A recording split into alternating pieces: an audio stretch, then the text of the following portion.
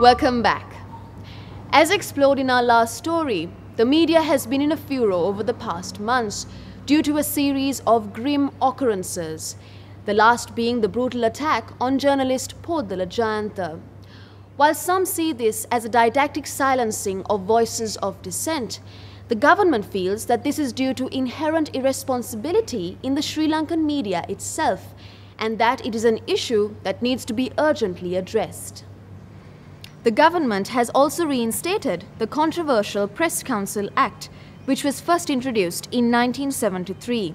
The council, which has powers to send journalists to jail, went into disuse in 2003, following the creation of the Press Complaints Commission of Sri Lanka, a voluntary self-regulatory mechanism from within the newspaper industry.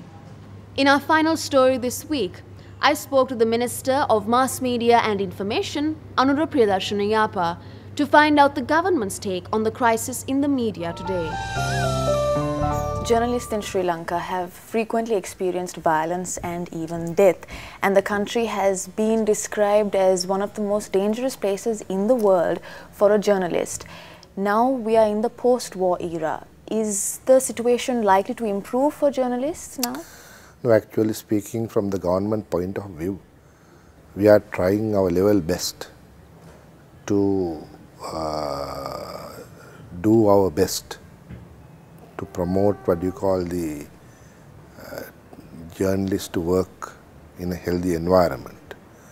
Actually, we are quite unhappy about this certain incidents that had happened earlier, and we would like to see that once the war is over and country is becoming normal very fast, and hopefully I think that kind of a situation will die down, and definitely the environment will be better for journalists as well as all the other professionals.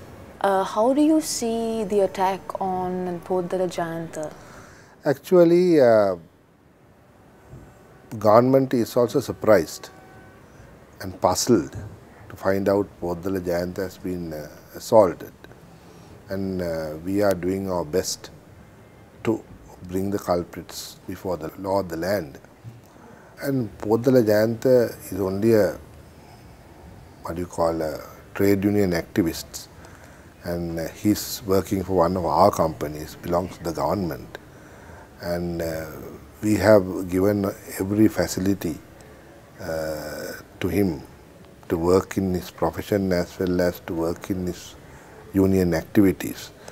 So Deming's assault, we are looking at it very seriously, and government believes that some underhand or some other force is behind this, and we have, after the incident, we have given him whatever the assistance needed from us, and we hope that he will recover soon and continue with his work. On several occasions in the recent past, the government has called on the media to act responsibly when reporting on the war and even the political situation. What does the government feel that the journalists are doing wrong? Actually speaking, in the earlier periods, we have seen certain revelations, like when they come out with the types of guns we have, the number of ships that we have, and the operation plan, everything that was in the paper.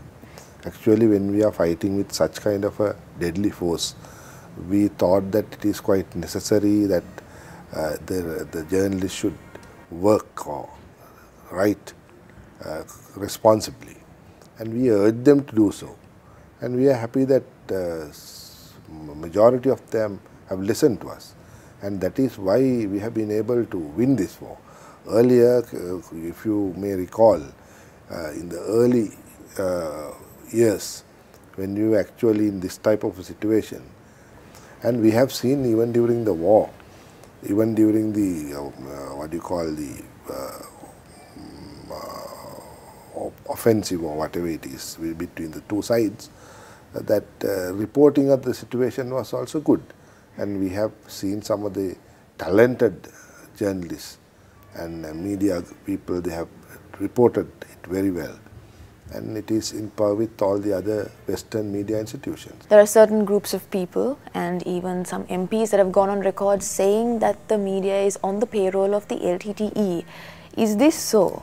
According to my information, the person called George Master was surrendered to the government, who given some names, right? That is the only information I have, because he has made a statement to the police. The other question that you have asked with related to that, I don't think I am in a position to answer you, because as a lawyer and as a politician, I always believe that it has to be verified independently, and then only we will be able to tell you, right? So there are agencies to verify it and find out whether it is true or false. Once that is done, there is a normal course of law will apply to even those journalists if they have done so. Okay, so there are investigations that are taking place. Until then, I don't think it is my duty to divulge names or point a finger to someone or come to a conclusion. The recent reactivation of the Press Council, which has not been functioning for the past 7 years, is seen as a measure to take control of the media. Is this so? No, actually it is not so. We have, though even after I assumed duties as Minister of Media, we have discussed this issue lengthily. And also this has been referred to this has been discussed in the COPE committee in the Parliament, and they also have advised us to start this Press Council. So we have no intention of targeting someone or to harass someone or control media in the country. So we need such kind of a legal entity. Even in the past years, we have seen that when a complaint is made and there's no one to take a decision, right? It's a kind of an institution where both parties can come and settle their issues. So you have to have that kind of mechanism. We are not trying to control anything. So what about the Press Complaints Commission of Sri Lanka? That is an independent NGO type of organization. It can function itself. We have no objection to that. And finally, how would the government like to see the media functioning in the future, especially in the post-war situation? Media is one of the key areas that the society wanted to see functioning properly, because in the whole world is now becoming small. You just can't hide anything from anyone now, right? Even if you do it here, they will get it from some other source. So naturally media is developing. So we want to see the real development of the media in this country. And we are a free country. We have no media laws apply to our country. And everyone can work freely. We would like to have a very free atmosphere for them to work. That is what we are trying to achieve in the future. Thank you, Minister, for being with us on the program today. On that hopeful note, we have come to the end of our program today. If you'd like to make any comments, then please write to us at srilankatoday@ertv.net. Thank you for watching. Until next week, you take care.